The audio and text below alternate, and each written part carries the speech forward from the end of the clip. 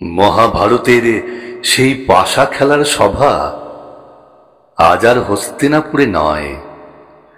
আজ সেটা টেলিভিশনে ডিবেটে, রাষ্ট্রের ক্যাবিনেটে, সুপ্রিম কোর্টের পেছনের গোলঘরে কিংবা সোশ্যাল মিডিয়ার শেয়ার বাটনে।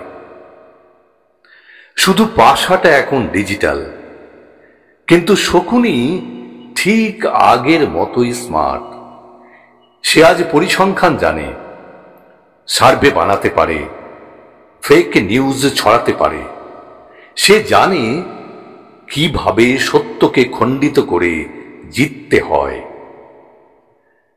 দুর্যোধন এখন রাজনীতির মুখ, ভোটের মুখ, ট্রেন্ডিং নাম।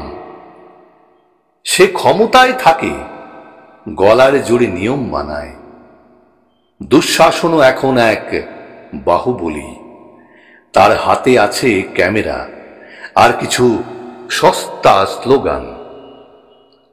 আর সামনে এক এক করে উঠে আসে আজকের দ্রৌপদীরা, শিক্ষিতা, কর্মজীবী, বিবেকবান, অথচ একা। সাহায্য চায়, প্রশ্ন তোলে, কিন্তু সভা চুপ। একদা গুরু দ্রোণ এখন বিশ্ববিদ্যালয়ের মুখপাত্র, চুক্তি ভিত্তিক সত্য বলে। ভীষ্ম হলেন কোনো অবসরের সম্মানিত বিচারক, যিনি আইন মানেন, ন্যায় নয়। ধৃতরাষ্ট্র এখন রাষ্ট্র নিজেই, চোখ বন্ধ করে ছেলেকে রক্ষা করেন, ন্যায়কে নয়। কর্ণ, সে এখনো দ্বিধায়। সে জানে অন্যায় হচ্ছে, কিন্তু বন্ধুত্বের ঋণে বাধা। তবুও সোশ্যাল মিডিয়ায় তার পোস্ট পাওয়া যায়। যা হচ্ছে ঠিক নয়, তবে বিষয়টা জটিল।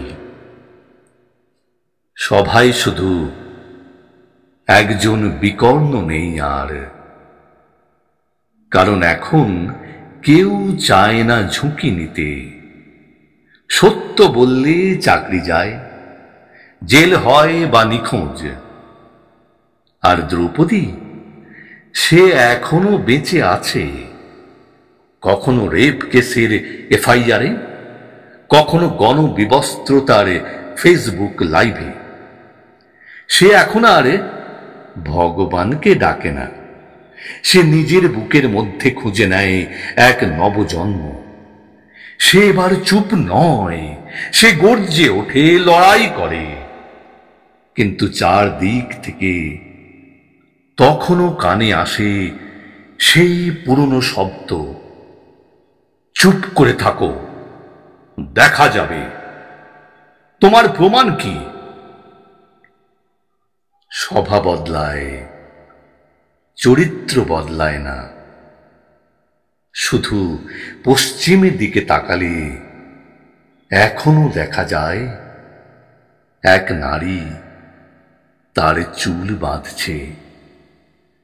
আর সভ্যতা এখনো বস্ত্র জোগাতে ব্যর্থ।